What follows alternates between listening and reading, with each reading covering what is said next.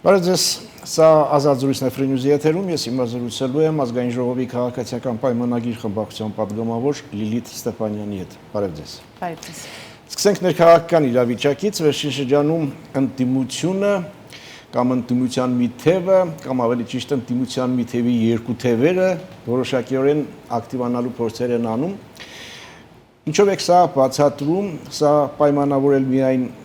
բարենպաստ եղանակների տակասմամբ, թե այլ մոտիվներ եւ մոտիվացիաներ կան։ Շնորհակալ եմ հրավերի համար, նաև շնորհակալ եմ հարցի համար։ Դուք արդեն նշեցիք թերևս ամենակարևոր պայմանը, եղանակները տաքացել են, գարուն է, Երևանը գեղեցիկ է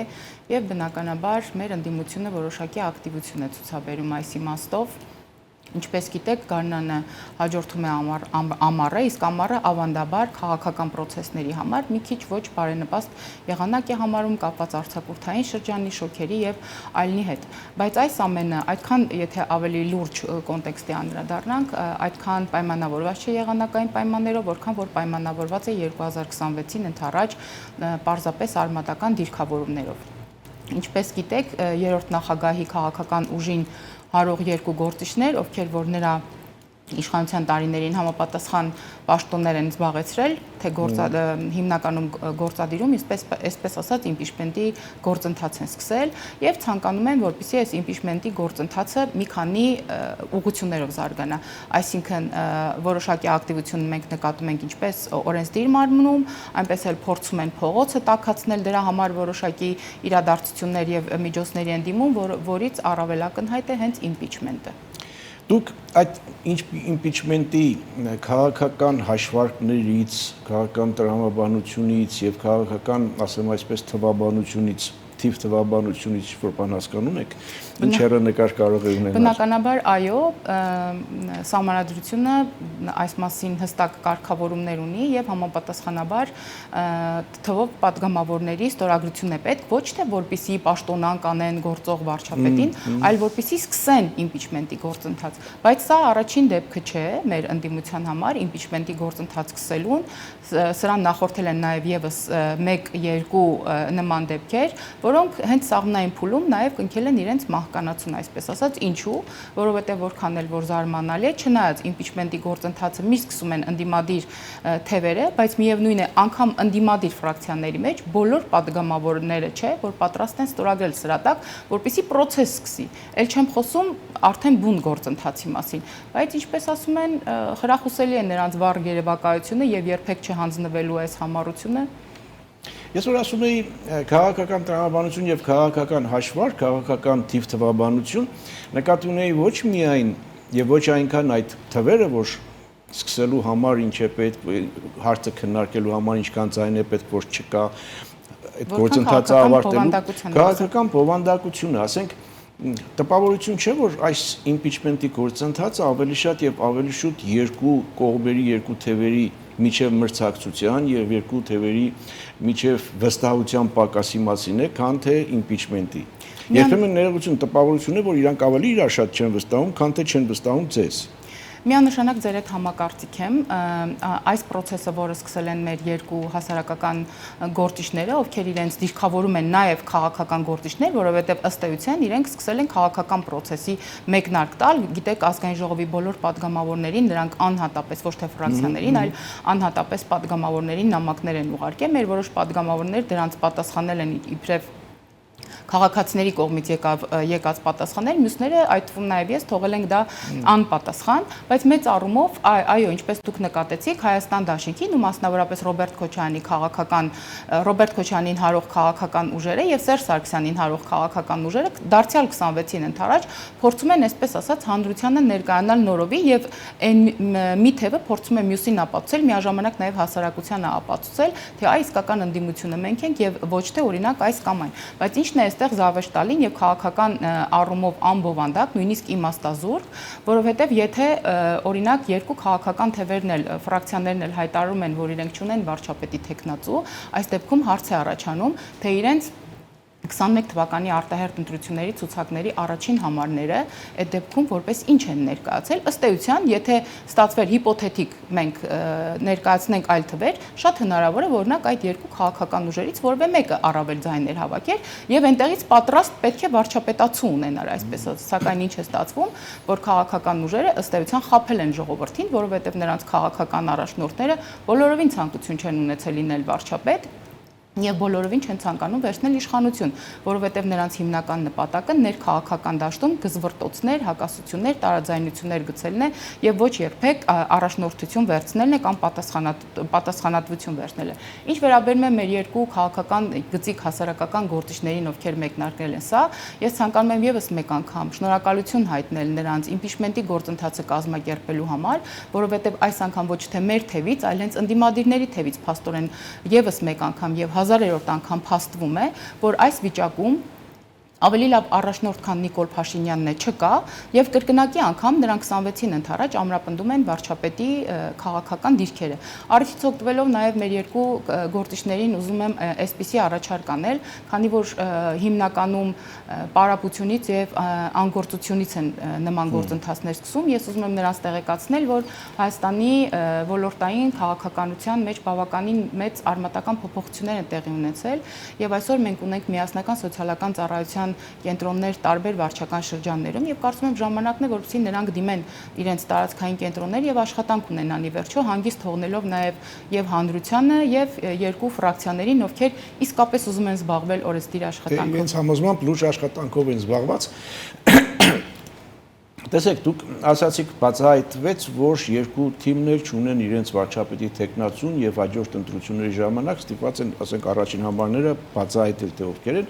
Այդ թիմերից մեկը հայտարարեց, որ ինքը այս պահին ունի վարչապետի տեխնացու եւ պատրաստ է քննարկել, միանում այդ նախաձեռնության եւ պատրաստ է քննարկել միասնական վարչապետի տեխնացուի հարցը ընդդիմության այս հատվածի համար։ Այն մյուսը չի հայտարարել նման բան, բայց հետաքրքիր է այստեղ, եթե ասում եք, թե իրենց մեջ պայքար է 2026-ի ընթരാճ, որպեսզի տեղավորվեն թե որն է ավելի ինտիմադիր, որն է թիվ 1-ը եւ այլն եւ այլն։ Այս դեպքում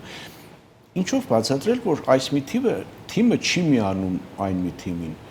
Եթե պատճառն այն է, որ մեզ թիրախավորում եք, մենք չենք միանում, այդ դեպքում ավելի տրամաբանական չի ասել մենք ձեզ չխանգարելու համար միանում ենք, բայց պատասխանատվություն չենք ստանձնում, քաչ գիտակցելով, որ դա հաջողություն չի ունենալու, այսինքն այդ process-ը այսպես թե այնպես դատապարտված է լինելու, հետո ավելի իրենք քաղաքական, ասենք, խաղաղ ձեռք կբերեն, բայց չէ, չեն միանում։ Սա ինձ բացատրությունը ո՞րն է ցես։ Ըստ երևույթին երկրորդ եւ երրորդ նախագահների միջև անձնապես գոյություն ունեն բավականին խորը հակասություններ եւ այդ հակասությունները իրենց դրսեւորումն են ստանում, իրենց արտահայտումն են ստանում երկու ֆրակցիաների միջև, այսպես ասած, քաղաքական կսմիթներին եւ փոխհրաձգությանը քաղաքական։ Սրա համատեքստում ես կդիտարկեմ նաև երկու նախագահների, երկրորդ եւ երրորդ նախագահների հարցազրույցները միևնույն լսարանի հետ, հայկական համալսարանի 40 սերունդ լսարանի հետ։ Եվ իրարից տարբերվող մեղմ ասած հայտարարությունները հարցերի շուրջ։ Այո, իրարից տարբերվող, ընդ որում եթե երկրորդ նախագահը բավականին հստակ էր ձևակերպում իր ասելիքը, երրորդ նախագահը դրան մոտենում էր մի քիչ ավելի, այսպես ասենք, դիվանագետորեն, մասնավորապես իմ ուշադրությունը գրավեց հետեւյալ հարցը, երբ երրորդ նախագահի հետ հանդիպման ժամանակ ուսանողներից մեկը հարցրեց, թե արդյոք ձեր եւ երկրորդ նախագահի մեջ կա քաղաքական թշնամանք, երրորդ նախագահը պատասխանեց, որ թշնամի չի համարում եւ ասեց 3 նա էր ձեր հետ հանդիպման, իսկ դուք իրեն ուղիղ հարցրեցիք։ Ըստ երևույթին շատ պարզ է, որ իրենց խոսույթում կա որոշակի տարաձայնություններ, այսպես ասեմ, խուլ դժգոհություն, մենք մոտավորապես կարող ենք եզրակացություն անել, ինչի մասին է խոսքը, եւ եթե երրորդ նախագահի քաղաքական ուժերը մեղադրում են երկրորդ նախագահի քաղաքական ուժերին 18 թվականի համաժողովրդական հեղափոխությանը մասնակցելու, հա, այսպես դրոշակներ պարզելու եւ ողջունելու Մերժիր Սերժին այս քայլարշավը, ապա երրորդ նախագահի քաղաքական ուժն էլ մեղադրում է երկրորդ նախագահին վարչապետի մոտ քաղաքական ընդդիմություն աշխատելու առումով, բայց ես կարծում եմ երկուսն էլ միևնույն ժամանակ իրենք իրար հասկանալով պարզապես դարձյալ ազնիվ չեն ոչ հանրության հետ, ոչ էլ հատկապես իրենց էլեկտորատների հետ, որտեղ առաջին հայացքից թվում է, թե նրանց էլեկտորատները պետք է որ ընդհանրություններ ունենան կամ գուցե մի խումբ լինի, բայց ըստ էության իրենք խոսում են բավականին տարբեր լեզուներով եւ քանի գնում ավելի անհասկանալի է դառնում նրանց դիրքավորումները քաղաքական դաշտում։ Վերադառնալով ընդհանուր առմամբ համակարգային խնդրին, ես ուզում եմ նշել, որ ինչպես իմպիչմենտի գործընթացը դատապարտված է ձախողման եւս մեկ անգամ, այնպես էլ նրան նախորդող բոլոր ընդդիմադիրների կողմից իրականացվող կամ նրանց առաջնորդությամբ տեղի ունեցող process-ները դատապարտվել են ձախողման, ինչու, որովհետեւ հաշվի առնելով նախորդ տարիների Հայաստանի քաղաքական դաշտը, այսպես ասեմ, նրանք պարբերաբար եւ ավանդաբար եղել են իշխանություն եւ մենք հրաշալի հիշում ենք, թե այդ իշխանության տարիներին նրանք իրենց ինչ դրսևորումներ էին ունենում, հա, մասնավորապես հետեւյալ արտահայտություններում, ինչքան ուզենք, այնքան կխփենք, այդ ընտրությունների կեղծված արդյունքները, արկղերի գողությունը,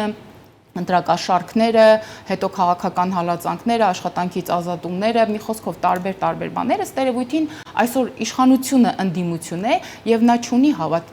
այն համապատասխան կարողությունները եւ հմտությունները քաղաքական դաշտում ճիշտ դիրքավորվելու կամ ճիշտ աշխատելու առումով, ինչ որ ուներ նախորդ ընդդիմությունը, որ այսօր եկել է իշխանության, եւ ես կարծում եմ ժամանակն է, որ եւ երկրորդ նախագահը եւ երրորդ նախագահը եւ ինչ որ չափով նաեւ առաջին նախագահի քաղաքական ուժերը բնականաբար որևէ մեկը իրավունք չունի նրանց արգելել քաղաքականությամբ զբաղվել, բայց միևնույն է նրանք իրենց մեջ պետք է հստակ հասկանան, որ այսօրվա Հայաստանը իրենց ժամանակների Հայաստանը չէ եւ այսօրվա աշխարհը իրենց ժամանակների աշխարհը չէ եւ Հայաստանի Հանրապետության քաղաքական դաշտին հստակ պետք է քաղաքական սերնդափոխություն Մեզ պետք են նորովի մտածող քաղաքական ուժեր, քաղաքական դաշինքներ, քաղաքական կուսակցություններ եւ դրա համար մեր իշխանությունը մեծաթիվ փոփոխություններ եւ կարգավորումներ է իրականացնել թե կուսակցությունների մասին օրենքում, թե ընտրական օրենսգում, թե առհասարակ դաշտը բավականին առողջացրել է եւ ես կարծում եմ ժամանակն է, որ նրանք հետ քաշվեն եւ թույլ տան, որպեսզի քաղաքական դաշտը արդիականանա։ Նրանք այլևս ասելիք չունեն ըստ էության 2023 թվականի սեպտեմբերյան դառն իրադարձություններից հետո, երբ ինչ որ չափով Լեռնային Ղարաբաղի բռնի տեղահանումը նաև նրանց կողմից իրականացված քաղաքականության հետևանքներ, նրանց կողմից իրականացված դիվանագիտության հետևանքներ, այսքանով նրանց էպոխան, նրանց դարաշրջանը կարելի ասել փակված է եւ նրանք իսկապես ասելիք եւ անելիք չունեն այսօրվա Հայաստանի քաղաքական դաշտում։ Այդ ամենով հանդերձ դուք գտնում եք եւ ոչ միայն դուք գտնում եք, համարում եք, որ այս ամենը հաջորդ տարիկանալիք համապետական ընտրությունների համատեքստում է եւ կարծես թե յուրաքանչյուր ուժ բյուրեղացնում է իր էլեկտորատը, մի խոսքով կարծես թե մեկնարկել է քաղաքական ուժերի միավորման, սահմանազատման, բյուրեղացման, դիրքավորման մի այսպիսի ժամանակահատված։ Այստեղ խոսում ենք երկրորդ, երրորդ նախագահների հակասությունների մասին, դուք հիշեցիք նաև առաջին նախագահին, եւ ես նկատեցի, անդրադարձա, որ այսօրին խոսք ու զրույց կա նաև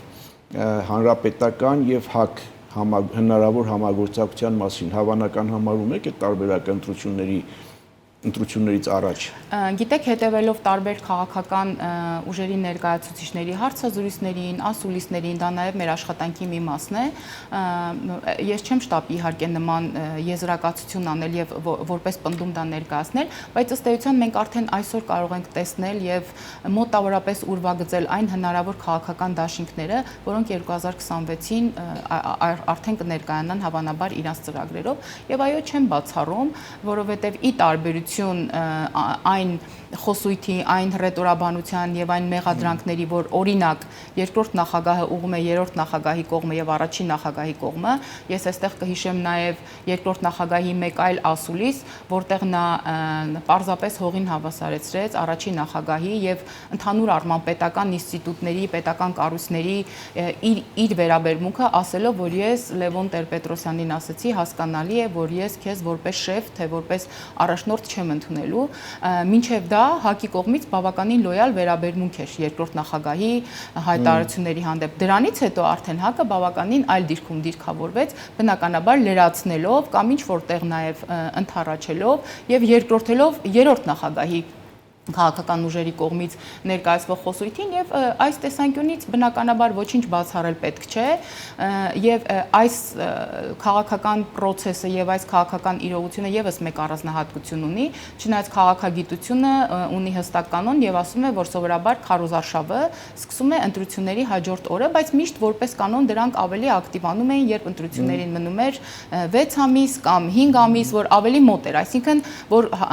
հասարակության կամ էլեկտորատի էլեկտորատի հիշողության մեջ կամ նրանց մտապատկերում ավելի վառ մնան թե քաղաքական գործիչները եւ թե նրանց կողմից առաջ քաշվող ծրագրերը, բայց այս անգամ մենք փաստորեն ականատես ենք լինում, որ դա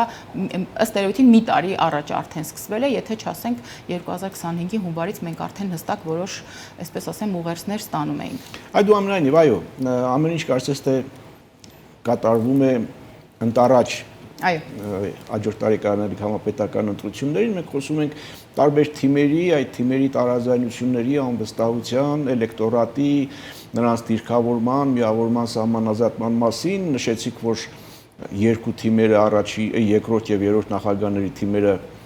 չեն հայտարարել իրենց տեխնացուների մասին վարչապետի կամ չունեն կամ չեն ուզում, Ստերեոտիպին ասել են, վստահեցրել են, որ չունեն։ Հա, ասել են, որ չունեն այս պահին չունեն, բայց մեկ այլ կարևոր բանի մասին չի խոսում։ Տեսեք, անդադ մենք խոսում ենք եւ իրենք էլ խոսում են, պետք է այս իմպիչմենտը ճիշտ է, թե ճիշտ չի, ինչ հերանեկար ունի, թե չունի եւ այլն, ձայներն ինչքան են, ցեզնից ինչքան ձայն է պետք տանելով, պիտի տանի այդ ձայները եւ այլն, այսպես մեխանիկական թիվտվաբանություն, բայց ամենակարևորներից մեկը իսկ քաղաքական բովանդակությունը որն է ըստ ձեզ,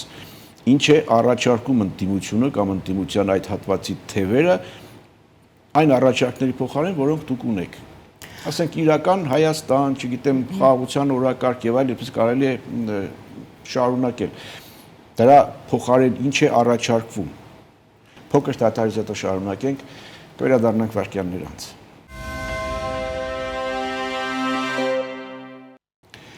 Հիշեցնեմ, սա Ազատ զրույցն է Free News-ի եթերում, ես զրուցում եմ ազգային ժողովի քաղաքացիական պայմանագիր խմբակցության պատգամավոր Լիլիթ Ստեփանյանի հետ։ Մենք հասանք այս ամբողջ ընթացքի ներքաղաքական զարգացումների, իմպիչմենտ, թիմեր եւ այլն, դրա քաղաքական բովանդակությանը, ինչ է առաջարկվում ձեր առաջարկի փոխարեն։ Եթե հիշում եք 2021 թվականի արտահերթ ընտրություններին բավականին թարմ էր, այսպես ասեմ, հետևանքները կամ վերլուծությունը նոյեմբերի 9-ի համատեղ հայտարարության եւ բոլորը քննադատում էին այդ համատեղ հայտարարությանը, որ կնքվել էր Ադրբեջանի, Հայաստանի եւ Ռուսաստանի միջև եւ մի խոսքով քննադատվում էր եւ ըստ երևույթին զգացվում էր այնպիսի մի երևույթ, որ ուր-որը քաղաքական օրակարգում կհայտնվի որևէ քաղաքական ուժի կողմից բոլորովին այլ առաջարկ, բայց մենք երբ տեսանք նույնիսկ առաջի դեմքերով, երբ որ արդեն սկսվեց այդ բանավեճը, տեսանք, որ ըստ երևույթին այս հայտարարությանը այլ ընտրանք չկար եւ որևէ մեկը որևէ բան չէր առաջարկում։ Հիմա մենք առաջարկում ենք իրական Հայաստանի գաղափարախոսությունը,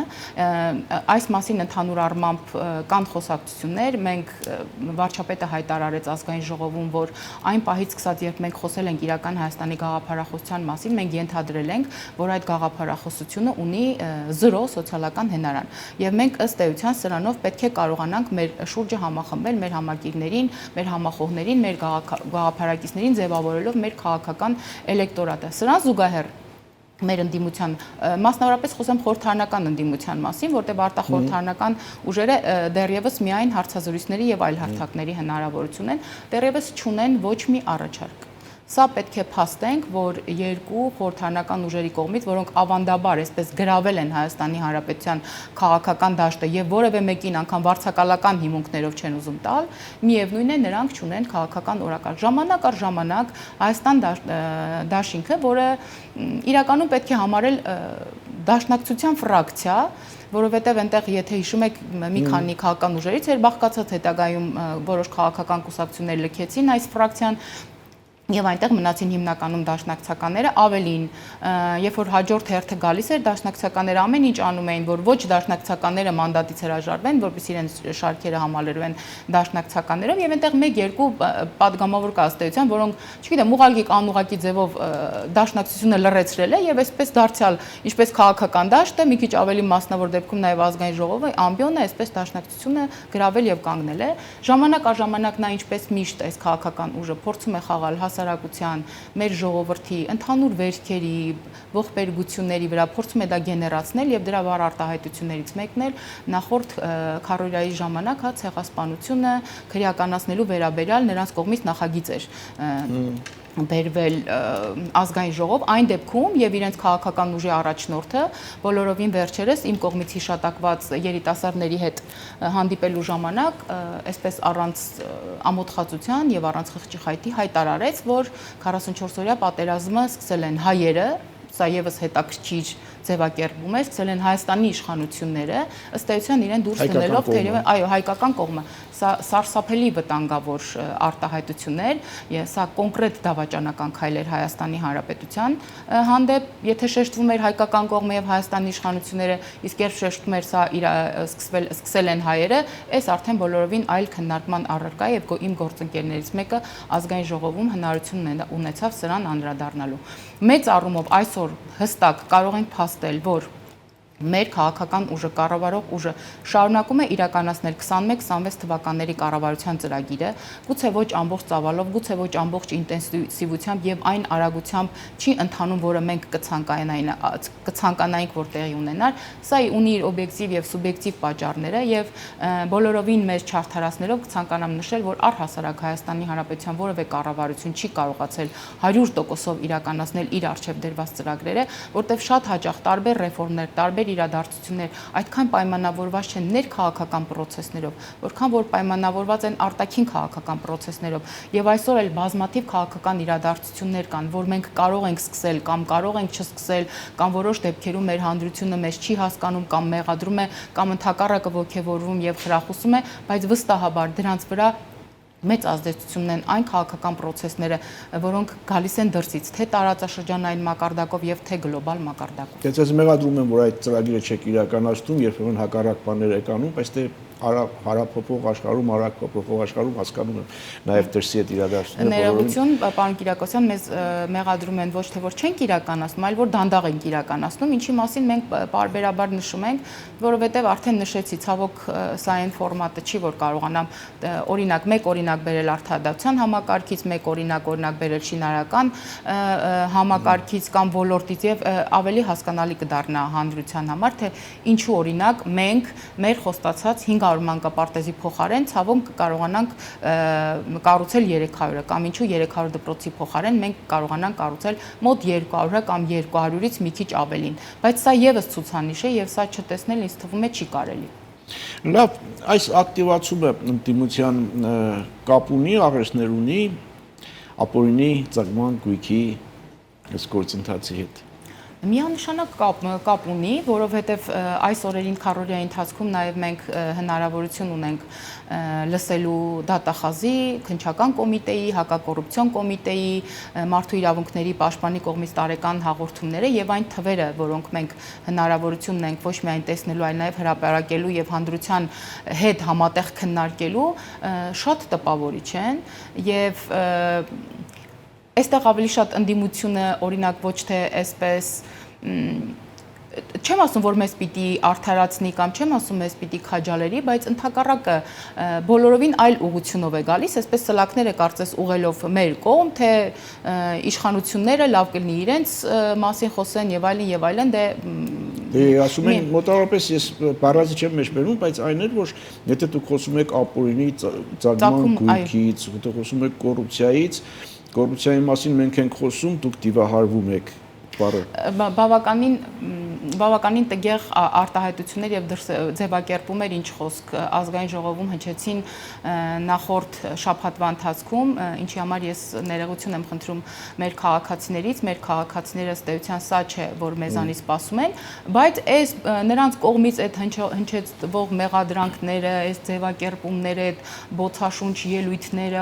հայրենասիրական շեշտադրումով այդ քաղաքական տեքստերը կարդալու փոխարեն ես կցանկանամ, որովհետեւ մենք հիշենք մի փոքր դրվագ, ինչը ամենախոսումն է թերևս այս ամբողջ process-ի մեջ։ Հայաստան դաշինքը եւ պատիվ ունեմ դաշինքը այն միակ քաղաքական ուժերն էին, որոնք ի պաշտոնե կարող էին նաեւ դիմել են սահմանադրական դատարան ապօրինի գույքի բռնագանձման նախագծի որոշ դրույթներ հակասահմանադրական ճանաչելու մասին։ Սրանից ավել ինչ-որ բան ասել, սրանից պակաս ինչ-որ բան ասել, ես կարծում եմ առհասարակ պետք չի, որովհետև ինչպես նաև նշեց վարչապետը, եթե Հայաստանի Հանրապետությունում ինչ-որ շրջանակներ, ինչ-որ խմբեր, որևէ տեղ վակուում կլինի կամ որևէ ավելի այսպես ֆորմալ հարթակում կլինի մարդիկ կխոսեն կոռուպցիայից, ես վարչապետը նշեց, որ լավ կլինի իրենք խոսեն տանձից ու խնձորից։ Այս ակտիվացումը արտաքին հետ կունի, արտաքին ականջ երևում է, արտաքին մատ երևում է, թե չի երևում։ Ինչպես միշտ երևում է, ես նախորդ իմ պատասխանի մեջ էլ նաև հնչեցրեցի, որ Հայաստանում տարբեր իրադարձություններ պայմանավորված չեն միայն Հայաստանում ձևավորվող իրողություններով կամ հանգամանքներով, միշտ կա արտաքին հետ եւ այս ակտիվության մեջ, հա, Սերժ Սարգսյանը հայտարարում է Ծիծեռնակաբերդում, որ իրենք թույլ չեն տալու մինչեւ 2026 թվականը, որպեսզի վարչապետը անցկացնի կամ վարչապետի կողմից անցկացվեն ընտրությունները, անկեղծ ասած մեզ գուցե շատ հարցերում կարելի է մեղադրել, բայց օրինակ երբեք չի կարելի մեղադրել ընտրությունները կեղծելու մեջ։ Սա այն հանգամանքներից, այն ռեֆորմներից մեկն է, որ մենք մեր քաղաքական հանձնառությունն ենք համարել եւ 100%-ով իրականացրել ենք։ Սրա ֆոնին մենք լսում ենք, որ Դաշնակցությունը առաջարկում է փողոցը տաքացնել եւ փողոցի միջոցով նորից մարդ հանել փողոց, այստեղ որոշակի դերակատարում, ինչպես միշտ պահված է մեր բոլորին հայտնի, չգիտեմ, կիսահոգևորական, կիսաքաղաքական գործիչ Բագրատ Գալստանյանին, ով այդպես էլ չի կողմնորոշվում ի վերջո հոգևորն է Իրանը, թե աշխարհիկն է Իրանը, բայց ես կարծում եմ ժամանակ ունի դեռևս կկողմնորոշվի եւ այդ մասին եւ կհայտարարի եւ վերջապես Ռուսաստանի Դաշնությունում հայտարարում են, որ տարածաշրջանի հարցերով, ինչպես նաեւ Ռուսաստան, Հայաստան, հա, այս հարաբերությունների մասով կա արդեն կոնկրետ պատասխանատու, որը Կիրիենկո անուն ազգանունով եւ կարծես թե նրա ուսերին է դրած հա այս խիստ կարևոր գործը եւ նա Հայաստանում էր, հասցրեց նաեւ հարցազրույցներ տալ, թե այլ ինչ արտաքին հետք կա, ինչ արտաքին մատ կա, ես կարծում եմ պետք է պարզապես մի քիչ համբերություն ունենալ եւ առաջիկայում հենց ընդդիմությունը իր կողմից դա կասի, ինչպես օրինակ մենք տեսնում ենք impeachment գործընթացը, որը առաջին հայացքից միայն թվում է թե իշխանությունների դեմ է, բայց իրականում երրորդ նախագահի քաղաքական ուժը գրասենյակը փորձում է ամեն կերպ այսպես բացահայտել երկրորդ նախագահի քաղաքական ուժին։ Եվ եթե երկրորդ նախագահը երրորդ նախագահին օրինակ, այսպես ասած մեղադրում է, թե ինչու օրինակ դեռևս այն ժամանակ ընդդիմադիր քաղաքական գործիչ Նիկոլ Փաշինյանին եւ իր խմբին չձերբակալեց, երբ հանրային ռադիոյին մտե, ապա երրորդ նախագահը ասում է, իսկ ինչ էիք ուզում կրակեինք ժողովրդի վրա։ Լավ, հիմա այսինքն առաջիկայում պիտի սպասել որոշակի փորձերի տաքացման եւ փողոցի եւ ազգային ժողովում եւ այս գործընթացի, հա, ու ամեն ինչը 26 թվականի բանի վրա։ Մեծ առումով այո, պարզապես ես կարծում եմ, որ երևի Հայաստանի Հանրապետությունը, որը հասարակության որևէ խումբ այդքան ուշադիր չպետք է հետևի Գագիկ Սուրենյանի գրառումներին, որքան որ երկրորդ եւ երրորդ նախագահների քաղաքական ուժերը, իսկ Գագիկ Սուրենյանը կարծես թե ասում է, որ 13-ից ամսի 13-ից ցրտեր են եւ ըստ երևույթին 17-ից տականալու են։ Ըստ երևույթին նրանք եւս 5 օր ունեն ինչ որ բաներ անելու կամ կազմակերպելու, 17-ից հետո, 18-ից հետո բոլորս միասին ականատես կլինենք մեր բոլորին հայտնի ընդդիմադիր ուժերի կողմից կրկին փորձիր հերթական, այսպես ասենք, քաղաքական process-ը։ Վերջին հանրային քաղաքական շրջանքների ուշադրության կենտրոնում էր նաև վարչապետի այցը մայիսին Մոսկվա։ Մի դեպքում ասենք, եթե մինչև այդ քննադատում էին, որ նա արևմտամետ է, հիմա սկսեցին մեղադրել, որ նա ռուսամետ է եւ այլն։ Բայց ընդհանրապես այս այցի դրական եւ բացասական կողմերը ցես որոնք էին, ինչ տվեց եւ ինչ տարավ։ Անկեղծ ասած ես կդժվարանամ որևէ բացասական կողմ տեսնեմ։ Օրինակ արևմտական որոշ շրջանակներից ասում են, որ տեսեք գնաց Մոսկվա, դրա համար Հայաստանի Հանրապետությանը չհրավիրեցին Լեհաստանում կայանալիք Եվրամիության արտաքին գործերի նախարարների հետ համաժողովը։ Անկեղծ ասած ես շատ ուրախ եմ, որ եվրոպացի մեր գործընկերներ կամ եվրոպական մեծ ընտանիքի մեր գործընկերները այսպես շատ ուշադիր են Հայաստանի հանդեպ, բայց ես ուզում եմ ասեմ, որ Հայաստանի Հանրապետությունը անցել է բավականին երկար ճանապարհ, բնականաբար մենք չենք կարող այսպես մի ակնթարթով օրինակ անտեսել 41-45 թվականների հայրենական մեծ պատերազմը կամ երկրորդ համաշխարհային պատերազմը, որի մեջ իր որոշակի մասնակցություն է ունեցել նաև Հայաստանի Հանրապետությունը, ներողություն հայ ժողովուրդը, որտեղ այն ժամանակ Հայաստանի Հանրապետություն չկար, եւ ի վերջո մեր հաղթանակն է, նաև մեր հաղթանակն է, ամբողջի հաղթանակի հետ միասին, հա, ամբողջ աշխարհի ֆաշիզմի դեմ տարած հաղթանակում հայ ժողովրդի ներդրումն է, հայ ժողովրդի կապիտալն է նաև, եւ մեր տարածաշրջանի 3 պետություններից որևէ մեկը չի ունեցել 3 դիվիզիա, բայց հայ ժողովուրդը ունեցել է, որևէ մեկը չի տվել մարշալներ, մենք ունեցել ենք, որևէ մեկը չի հասել, որևէ դիվիզիա չի հասել Բերլին, բայց մեր հայկական դիվիզիան հասել է եւ մինչեւ հիմա օրինակ Ռուսաստանի զինվորական ուսումնական հաստատություններում մենք կարող ենք տեսնել մեր հայազգի մարշալներին, զինվորներին եւ այլն։ Սա մեր մեծ հաղթանակն է եւ եթե շատ պետություններ, շատ երկրներ այսօր ուզում են ինչ որ չափով ասոցացվել կամ նաև իրենց մեծ կամ փոքր ներդրումը շեշտել ֆաշիզմի դեմ տարած հաղթանակում, ապա մենք ինչու ինքնակամ հրաժարվենք այդ հաղթանակից։ Եվ ես էլ եմ իհարկե շատ լսել, որ ասում են դա Հայաստանի համար օրինակ ինչ հայրենական պատերազմ էր, դա բոլորովին կապ չունի հայ ժողովրդի հետ։ Ես կցանկանամ, որպեսզի նրանք այդ նույնը շեշտեն այն ընտանիքներում, որոնց հայրերը, եղբայրները, ամուսինները գնացել են եւ չեն վերադարձել, հա, այդ սև թուղթը մեր ի վերջո մեր պոեզիայի, մեր մշակույթի մի հսկայական հատված նվիրված է հենց այդ հատվածին։ Կոնկրետ իմ ընտանիքը, իմ երկու տատիկների հայրերը, եղբայրները հետ չեն վերադարձել հայրենական մեծ պատերազմից, սա իմ ընտանիքի պատմության մի մասն է, նաեւ իմ ժողովրդի պատմության մի մասն է եւ ես ինչ որ չափով ուրախ եմ, որ հայ ժողովուրդը լինելով Խորհրդային Միության տարածաշրջանում այնուամենայնիվ իր մի մասը տվել է այդ գաղափարախոսությունը ես չեմ ուզում մոռանալ, բնականաբար դա նաև իր բացասական կողմներն ուներ արդեն էթնիկ կամ կոնկրետ հայ ժողովրդի հետ կապված, բայց ես իսկապես չեմ կարողանում հասկանալ այն մարդկանց, ովքեր գտնում են, որ այդ հաղթանակի տոնին նվիրված վարչապետը չպետք է լիներ կամ չպետք է գնար կամ մերժեր, այն դեպքում, ասենք վարչապետը Մոսկվայում չէր, Հայաստանի Հանրապետությունում էր եւ օրինակ առաջնորդում էր որևէ համայնքում կամ Երևան քաղաքում անմահ գնդի, այսպես ասած, երթը, ինչ տարբերություն։ Մենք միևնույնն է հիշում ենք եւ այն նշանաբանը ոչ ոք չի մոռացվել եւ ոչինչ չի մոռացվել կա։ Իսկ Հայաստանի Հանրապետության Եվրոպամետ քաղաքական ուժերից ես իհարկե լսել եմ, որ այ գնաց նստեց Ռուսաստանի Դաշնության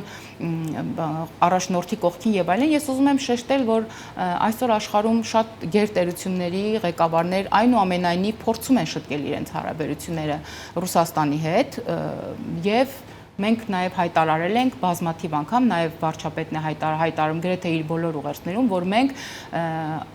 արտաքին քաղաքականությունը հիմնված է բալանսավորման եւ բալանսավորված քայլերի վրա եւ սա նույնպես պետք է դիտարկել այս համատեքստում եւ ինչպես վարչապետը նշեց Էստոնիայում, եթե մենք ուզում ենք բարելավել կամ մոտարկել, մոտեցնել եվրոպական արժեքներին մեզ եւ մենք գնանք դեպի Եվրոպա, ապա դա չի նշանակում, որ մենք դա ուզում ենք անենք ի հաշիվ Ռուսաստանի Դաշնության հետ հարաբերությունների եւ ես խնդրում եմ, որպեսզի բոլոր այն արևմտամետները, ովքեր քննադատում են այս քայլը կամ մեղադրում են վարչապետին արտաքին քաղաքականության մեջ կապված որևէ հարցերում, ես ուզում եմ հիշել, որ հենց վարչապետի առաջարկությամբ է, որ այսօր Հայաստանի Հանրապետության սահմաններին կանգնած է եվրոպական դիտորդական առաքելությունը։ Այսինքն, քանի մենք համոզվում ենք, որ այս արտաքին քաղաքականությունը բալանսավորված եւ բալանսավորման քաղաքականությունը Հայաստանի Հանրապետության օրակարգ է սպասարկում եւ շահն է սպասարկում, մենք շարունակելու ենք։ Շնորհակալ եմ զրույցի համար։ Ձեզ եմ շնորհակալ։ Հետևենք իրադարձությունների զարգացումներին, սա ազատ զրույցներ Free News եթերում ես զրուցում էի ազգային ժողովի քաղաքացիական պայմանագիր խմբակցության պատգամավոր Լիլիթ Ստեփանյանի հետ։ Կհանդիպենք։